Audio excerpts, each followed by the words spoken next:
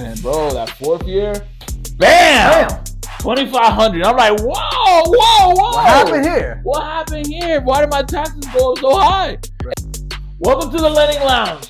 Today we're going to talk about the first thing you need to do as soon as you purchase a house. Jose, we got to tell these people they have to file their homestead exemption. So a month after you close, you're going to receive the warranty deed, right? You should already be communicating with your county, whichever county it is, to file homestead. You can do it normally online or you can go to their office, but file homestead. What is homestead? Basically a reduction in your property taxes, and it fixes it. It doesn't allow it to increase so much, right? So it's basically helping you with your payments if you lock it in. I had a client that did not lock. She bought a house in 2011. She was paying taxes at around $1,100 for so many years, but as her property increased and the county assesses your property every couple of years, right? They can't do it every year because there's so many properties out there, but ever so often they do increase your property assessed value. And when that happened to her, she had not locked in her homestead property, right? Her taxes, basically, her property taxes. And the county raised her taxes to $3,600 as she was like an investor in that price instead of being a primary house here. You can homestead your primary house in the state of Florida and have basically a reduction in your property. And like his customer, I too was one of those that didn't follow up.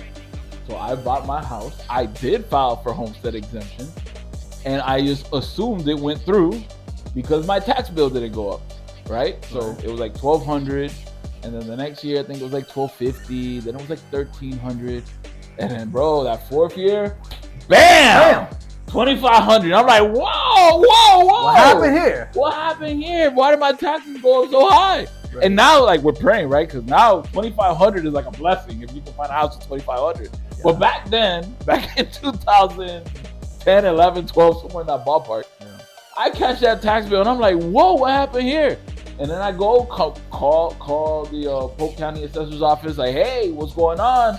Oh, your application didn't go through. You're waiting on some document to come through. That happened to me too. So if you buy a house and you're filing, make sure that you follow up with the county 100%. Even after you submit everything, because they may be missing some kind of document. So, that's what happened to me. So my payment increased the following year. I bought my house in 2015, right?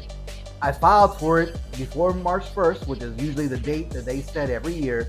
And then the following year, when my taxes came out, it went up, and I was, what's going on? I didn't have all my documents filed. They were missing something. And I specifically emailed them to make sure it was correct. You know, they said, oh, we found it. Wow. But yet my taxes increased. So, like, what are you going to do about that at that point? I didn't have that luxury. You know? Even if they would have found it, I don't think they always follow up. Yes, very important. You file online. Most of the counties in Florida allow you to file online. Yeah. So, you file it online, go to the website, whatever county you are. It's the tax assessor's office for every county. So if you're in Polk County Assessor's Office. If you're in Orlando, Orange County. If you're in Claremont, it's going to be Lake County. If you're Kissimmee, Osceola County. So if whatever county you're at, look for it, tax assessor's office. Make sure you file immediately, like Jose says, within a month. Go ahead, file it. Be done with it, because once you're done, life gets in the way. You forget about it, and when you get that slap of face reality, that's when you realize, man, I should have done it. The lender is going to pay your taxes no matter what, because they're never going to let that go into foreclosure or anything like that. They don't pay your taxes, right? Nobody can buy your house like that. Anyway, different matter, but it can happen. So they're going to make sure they make that payment no matter what in November, because that's the cheapest time to do it. And then you're going to have to make it up because you got a shortage in your escrow. So now you're going to have your same taxes plus what you owe, right? So your payment increases. With your new increases. So your payment can potentially go up $400 or $500 a month. Absolutely. And now you're like really hurting. And it's a payment shock because you don't expect that. For something that you could have avoided had you just filled it out. And I get this all the time, and I try to shoot everybody that I close. I shoot them an email after closing. Hey, this is the tax assessor's office. Make sure you file for homestead so that doesn't happen. Well, and this is today's topic for the Lending Lounge. Hope it was informative. If you like what you hear, you like the information, drop us a house emoji in the comments.